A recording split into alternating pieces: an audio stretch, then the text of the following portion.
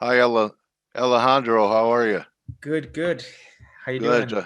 Good. A little confusion about the old time and the new time.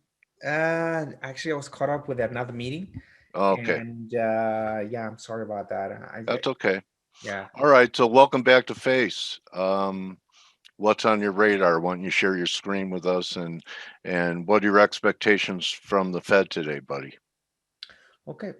Let's see. I'll start to share my screen. Because we know about your journey. Yep, You're that no is true. longer a rookie on Face. You're a veteran. Yeah, you're right. And thank Okay, you for that. Thank you for having me on last time. And again, sorry, apologize, guys, to keep you guys waiting. it's okay. We're all So, human here. so just in general, like, unfortunately, the way I see things happening is that I think markets are going to be continue to be a bit more boring, really. Just no really particular strong trends, and I don't necessarily think the Fed is going to make any major changes. Now, for me, it was Okay. a bit of a surprise what happened in Canada last week, and that they're going to start Yeah. taping. So that The was a big first taper. yeah. So that was definitely a bit of a surprise, and maybe the Canadians now leading the way. There's also talks, what's going to happen with the Bank of England by the end of the year when their QE program is supposed to end. So there's definitely some spots where we can see some. Norway. Sorry. I think it was when I talked to Mark Chandler. He said Canada and Norway were his candidates for being the first to taper. Yeah, So, definitely. Yeah, I mean Norway has, it's done really, really good. mhm. So With what do you mean by boring, though, Alejandro? But compare with compared last to year. what? Compare Compared with to last year. Bitcoin? No, compare with last year actually. Oh, okay. All right. Yeah, because it's interesting, like last year, you had a lot of new people coming to the market, and as well, it's relatively straightforward to trade. I think last year I had a really good year, both in normal markets like traditional forex, stock indices, and commodities, and then by the year we had cryptos as well, which sort of made it super interesting. But now what I notice, at least from if you think about it, like Euro USD, it hasn't really done too much recently, right? So I think if you look at it, it's sort of been trading sideways. Well, technically, we've been at the same level since August last year. So I think one needs to be quite picky and sort of just strategy wise. I think one needs to be quite picky with the setups that you trade. And in my specific case, I'm thinking of. Let me load a different set of pairs charts. Actually, I'm looking things more like I'm actually long the Norwegian kroner. So uh, you have some ideas, something like this. So this is, for example, dollar Norwegian kroner. This is the daily chart where I Okay. actually shorted already here on April 6th. Sorry, April 20th, I think it was. Just based on this rectangle pattern where I'm looking for this to go down with about 3.5%. What, 803? Yes, that's correct. 803. Mhm. But at one point, it looked like I was gonna be stopped out. And then you have as well things, other stuff I'm trading. This is dollar to African rand, where I started out with a stop up here around 1453, and I actually lowered this one right now here. But I actually been short here already since April 15th, and here I'm basing it on this big kind of descending triangle. I know these lows are not exactly aligned, but they sort of go in the same way. And we have the general theme. So the general theme, as you know, higher stock markets, more risk on, strong company earnings reports, strong GDP. So everything sort of the economy being pro growth or growing quite quickly. And that is lending some support to these exotic currencies like the South African rand, but you also have the Norwegian kroner, which you mentioned as well. Okay. You think continued risk on? You have any view in elevated views and elevated levels in stock indices? And have you noticed NASDAQ, which led the way up, has been faltering or has turned into the relative weakness compared to the S&Ps, and the Russell hasn't made a new high in a while? Or are you mainly just focused on currencies here? I No, no, figured if you're you were right. getting No, bored, you were probably looking around no, at you're other right. things. No, you're right. I focus on all markets, so I do Okay. like analysis on them every day. Yeah. So, I mean, if you, I didn't put any channel analysis or nothing like that, but if I would have done that, I guess we would be close to the upper ends of that channel. So it's definitely not like a spot to be like really really bullish. I think the last time I turned bullish was here when we had the small inverse in the shoulders with a head left and a right shoulder, like Hmm. that point here, and that went well. And I'm looking for this to continue to go higher because the markets, when we are in the situation when they're printing so much money, there's like a greed in people, and people just want to buy and buy and buy. Yeah. And you have a lot of these rookies, they don't understand risk reward ratios, they just see higher prices and they want to be buying. So I I'm love bank your charts, by the way, Alejandro. Thank you. I think you're an excellent technician. And you know what I love about them? They're so clean and simple and at the same time compelling because of the levels that you show. Really nice stuff. Thank So you. you're allowing the Nasdaq to pull back here, maybe 100 points or so before making a move towards 14.2 or 3. Would we have to close under say 13.7 for you to get negative? Would That's that do it? correct. That's correct. Okay. So what I've been Uh, doing here, what I usually do, I just go with the trend. yeah.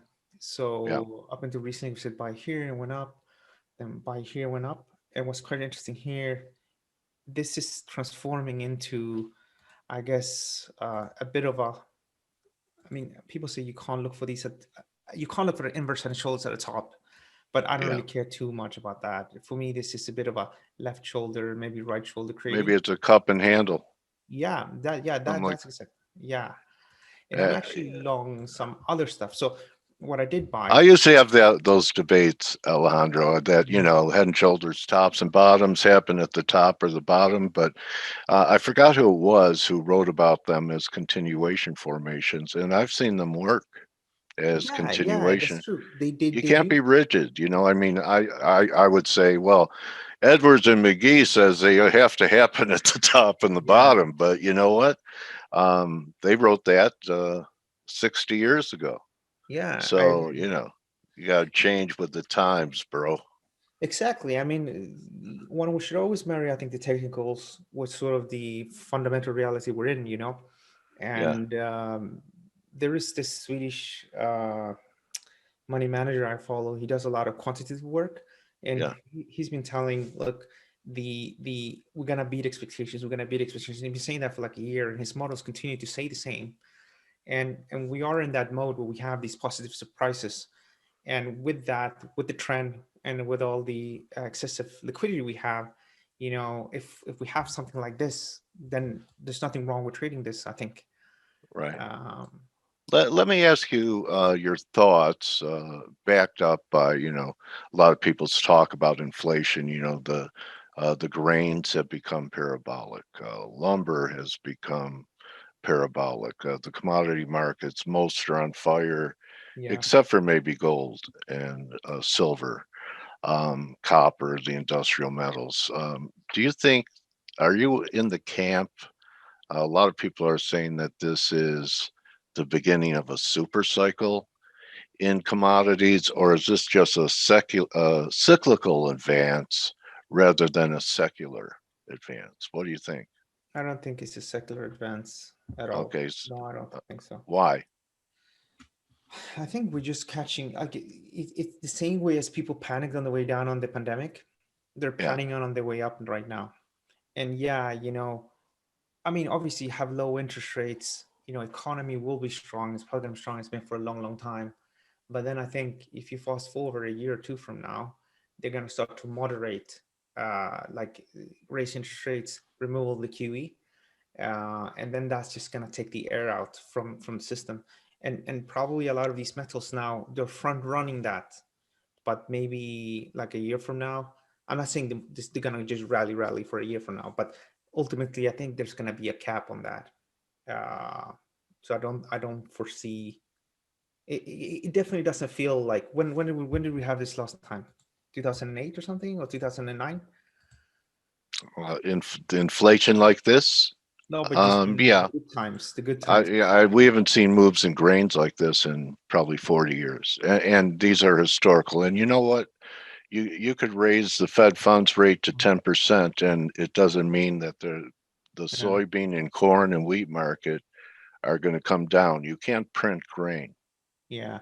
So I don't really follow the soft and it commodities. takes a while for a tree to grow, Yes, for I don't lumber really follow the prices to soft come down. commodities, Yeah, but it doesn't feel like 2007 when I remember very well, the parties and all of that we used to have yeah, in 2007, 2008. I remember it used to be like crowded, like proper crowded. Like I haven't experienced times like anything like that since then, really. Like the heydays like we had back then. And that's when we can genuinely say, oh, China was growing, US is growing, Europe is growing, everybody was yeah. growing. So then you need all these resources. I don't That's feel we are there right now. okay. Yeah. All right. Yeah, I'm open to, you have to prepare for everything and anything, don't you, Yeah, I mean, Alejandro, in these markets? the thing is this though, is that, you know, you have these fundamental things. They sort of kickstart something. So we have all these QE and cutting interest rates, all that cuts, and then now you have that plus the idea that we're gonna go back to work and whatnot. So we are in this pro growth environment now, and that's why you had until recently cryptos doing really really well, even though Bitcoin sort of has been trading sideways really since Bitcoin has been trading sideways here since what is it, February 18th. Yeah, Uh, so I think one just needs to ride that. Uh, and if one is savvy, for example, follows your analysis or follows my analysis, and you imply and you actually use stop loss orders to try to ride the thing for as long as possible, then you can make money on that. Uh, and the other what do you problem, make out of a doggy coin oh that yeah, was made to be a joke? I know. I So, think I mean, isn't that emblematic of feverish yeah, definitely. speculation? Yeah, look at this coin market cap. This is the coin. This is Binance coin. So Yeah, I have an account with them as well.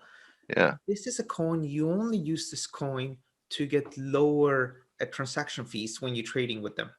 So you can choose to pay in dollars, but I think you get like 15% off or 10% off if you have Binance coin.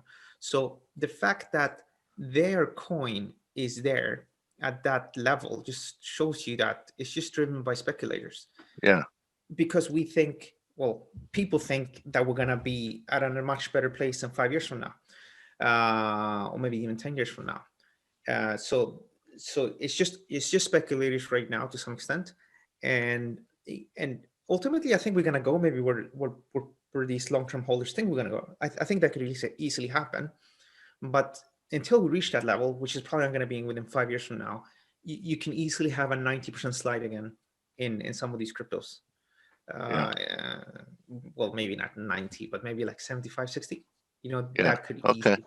So I do foresee another like 2 3 year bear market in cryptos.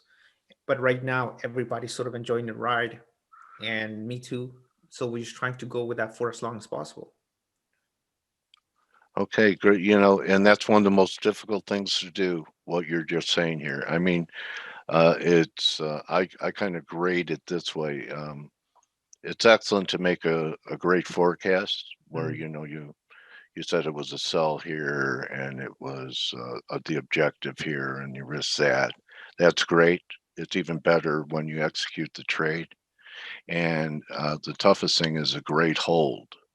So why don't you share with our audience here what you tell yourself to stay with a trade instead of booking profits and why you're willing to sacrifice some profits for longer term gains. What's your self talk, Alejandro, That's on a a good trade like point. that? Um, how can I? How do you do it? All I Do you know is walk this. away? Do you manage it from a longer term time frame? Do you just have that paradigm within yourself that you can do it? Because when Bitcoin was trading 60,000, Yeah. I kind of thought that you either had to be, especially if you bought it well, like last year, I did GBTC, but I just took a short-term gain on it and never recommitted. I was saying that if you rode Bitcoin all the way up to 60,000, and maybe I'm wrong, that you almost had to be either naive or greedy to still be long. How do you not take profits? Say you bought it at 14 and it goes to 35. Okay, no, so I don't do that. I don't do that really. Uh, I just stick with the patterns I have, and then most of the time, the patterns like would tell me, okay, there's a 30% upside, a 40% upside, and then I would actually get out.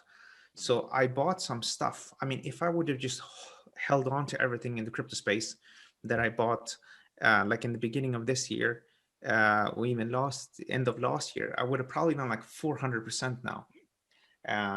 But I didn't do that. So what I did is that I traded one coin, and then maybe went out with 25%.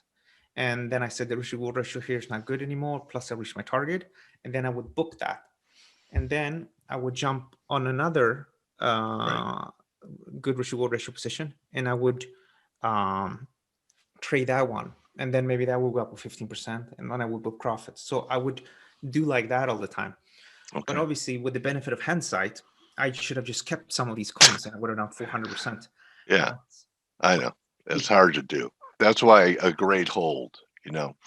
Anyway, why the don't you thing show is, though, I don't people? think one should beat Good. oneself up too much for that, because you know if you compare with everybody else, the buy and holders on stock markets, which is where most people have their money anyway, the challenge there is just to do like 9% per year, 10% per year. And then I think there's this illusion that, yeah, people make a lot of money, but I have a suspicion that most people do trade cryptos. They start with just 500, maybe $500 at most. Hmm. And then that's it. There are some people, of course, like on the Binance platform, you can see how other people are trading, and you're gonna see a few people that are trading with millions, but there's not like huge of them.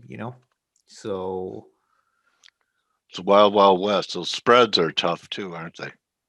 I think the slippage is the hardest thing. The slippage. Yeah. Yeah, yeah. It was. Uh-huh. This is actually a horror story, but apparently, I don't want to talk down about the exchange, but the exchange. What happens there is that the price. So there was one guy. Apparently, he was holding like four different assets, and was trading that on leverage. And he didn't have extreme leverage on any of them, apparently, but on one, the liquidity dried up so much when the price spiked just a few weeks ago. So the thing went from like $1.2 to almost zero, and then they closed him out at the lows, and Oh, that because there was such a huge loss there, they had to liquidate his whole portfolio. oh boy. Yeah, so Yeah. Huh. Yeah. Yeah. Be careful on these exchanges. They're not regulated yet. no, it's Eh, true. Yeah. So, don't leave a lot of money in your account in those either.